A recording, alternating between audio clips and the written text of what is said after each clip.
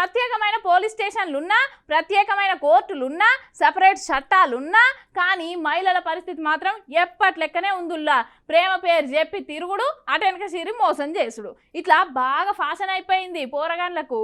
ఇగో గీడ కూడా గట్నే ఓ బడవెగాడు మోసం చేసి పారిపోతే గీ అక్క ఏం చేసిందో చూడుర్రి.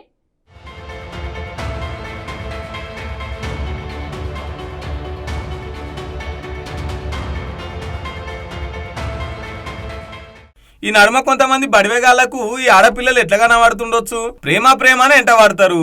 ప్రేమ తర్వాత పెళ్లి అనగానే పత్తగా రారు. ఇగో గీ ప్రవీణ్ అంటోడు గీ నాగర్ కర్నూలు జిల్లాకు చెందిన నూర్జహాన్ అనే గీ అమ్మాయిని 12 ఏళ్ల కాంచి లవ్ చేసుకున్నారంట. పెళ్లి అనగానే పత్తగా కానొత్తలేడట, ఇంటికి తాళం వేసుకున్నారట. ఇగో అందుకోసమని గీ బుజ్జి ఈ ముంగడికి వచ్చి ఏమో చెప్పుకొస్తాంది. ఇందాము పారి చెప్పు బుజ్జి. నూర్జహాన్ నా పేరు, నాది నాగర్ కర్నూలు. నేను 12 సంవత్సరాల నుంచి ప్రవీణ్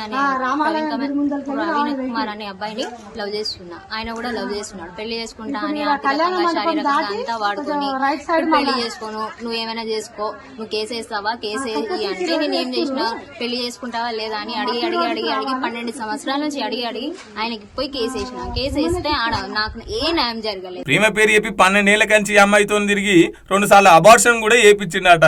ఇక పెళ్లి అనేసరికి ముఖం షార్ట్ వేసిండట. ఇక పాపం ఈ బుజ్జి ఇంటోళ్ళు కూడా నువ్వు వద్దు మా ఇజ్జత్ తీసినావని చెప్పేసి ఇంట్లోకించి వెళ్ళగొట్టిందట. ఇగో వీళ్ళు ఇంటి ముంగటికి వచ్చి ధర్నా ఎత్తుంది ఈ నూర్జహాన్ అనకి బుజ్జి. ఏం ప్రేమలో ఏమో, ప్రేమ అనగానే అంటారు, పెళ్లి అనగానే నయ్య అంటున్నారు. ఈ బుజ్జి చెప్పినట్టు ఆడపిల్లలు అంటే టిష్యూ పేపర్ల లెక్క కనబడుతుండొచ్చునా ఈ బడివేగాళ్లకు. పెళ్లి చేసుకోవాలనే ఉద్దేశం లేనప్పుడు ఎందుకు తిరగాలే? చూడుర్రి, మొత్తం మీద ఈ అమ్మాయి జీవితం రోడ్డు మీదకి వచ్చింది. ఏదో నమ్మితే ఎన్ని రోజులని దాచుకుంటాడో మరి మోతవారి.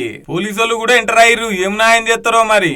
యువతి యువకులారా గీ ముచ్చటిన్నారు కదా, భద్రం మరి. ప్రేమ పేరుతోని చాలా మోసాలు జరుగుతున్నాయి. పైలంగుండుర్రి సుమా. అక్కడ వెళ్తే నీకు మేము బలవంతంగా పెళ్లి అయితే చేయమమ్మా, ఆయన ఇష్టం చేసుకుంటే చేసుకోండి లేకపోతే లేదంటే ఆయన కావాలని పెళ్లి చేసుకోకుండా రిమాండ్ కి పోయొచ్చిండు. రిమాండ్ కి పోయొచ్చిన తర్వాత నాకు ఏది అసలు నేను వేసింది కేసు పెళ్లి కోసం.